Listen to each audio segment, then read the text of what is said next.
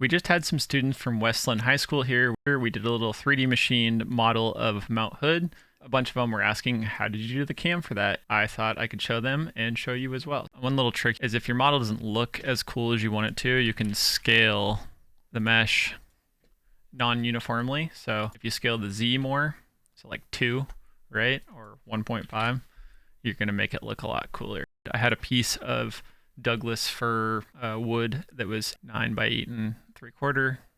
First thing we do is a bit of roughing. This isn't absolutely necessary. I always like to make it as easy as possible on the finishing end mill, which is going to be a 3/8 ball end mill. And that tool for us that we did the roughing with is our 21500, which is a 2-flute down cutter. Those feeds and speeds, if you'd like, you can get those on our website here. So for our 5 horsepower HSD spindle, we do a adaptive pocket up here, or pocket clearing. Those feeds and speeds, we got a 17,000 RPMs, 500 inches a minute.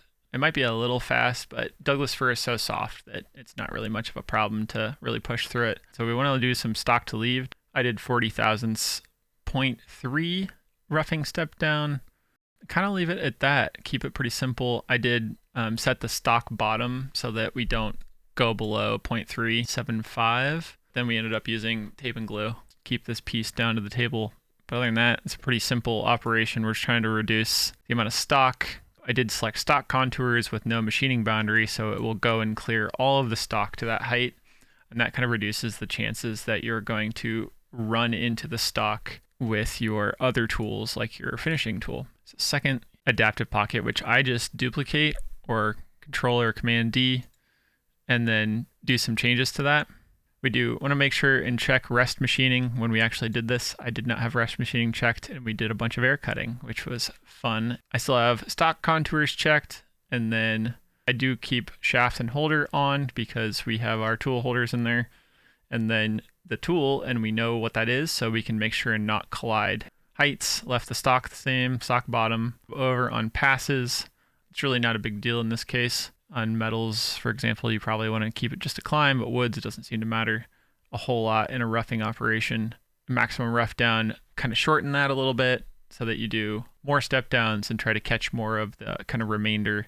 And then I did change the minimum step over so that I would get some pretty small minimum step overs to catch a lot of this. Same stock to leave, kind of the same settings otherwise. So it is a little tough to see. The mesh makes things a little confusing, but you can see what's left. And since this is softwood, I'm not concerned about it. If this was something else, you'd want to remove more of that with more step overs. Let's make sure that, yeah, both of these are set to both ways, which just makes for a lot more efficient cutting. Instead of a bunch of retracts and rapid moves, it just jumps over and goes back the other way. This pocket operation, it's pretty efficient. Steep and shallow, if you're on an education license, you can use this, or if you pay for the extension, but it is really great. I didn't have a ton of time to set this up as the class was coming. What you're getting out of steep and shallow is you're paying for the convenience of just one operation that gets you a really good finish. You don't have to match like a 3D contour with like a pencil, and I have it set up so that I've saved some of my own settings. Typically keep a finishing operation to mostly just one direction, and I would do climb with like a ball mill. And I do really like the scallop operation. Sometimes I do end up using parallel. So this is just controlling the steep portions. This is controlling the shallow. And something I like to do is to match my step downs here. So I will change the top one, and I have this down here, the shallow passes, set to always match that. Done that in the expression here by first copying this parameter name and then editing this one. It's already in there, but I'm pasting that in. And so now whenever the max step down up here changes, it will always match that. To do that, you make sure and save as user default. And so the next time you open steep and shallow or any operation that you've saved a default for, it should do that. So I like to keep them the same, and it looks really nice that way. And what I will do with this one though is edit it to be like tool diameter times 0.05. And you're getting what that result of step over is. If you're not familiar, the basic kind of rule of thumb is the optimal step over for a finishing pass is 10% of the tool. When you go less than that, you're getting a finer quality and sacrificing time usually. Depending on what you're trying to look for, you go either way. If you want a rougher finish, you would go up, so like 20%, and that's literally just, here we go, ball end mill. It's just literally the amount of the diameter of the ball and how much it steps over between one pass to the next.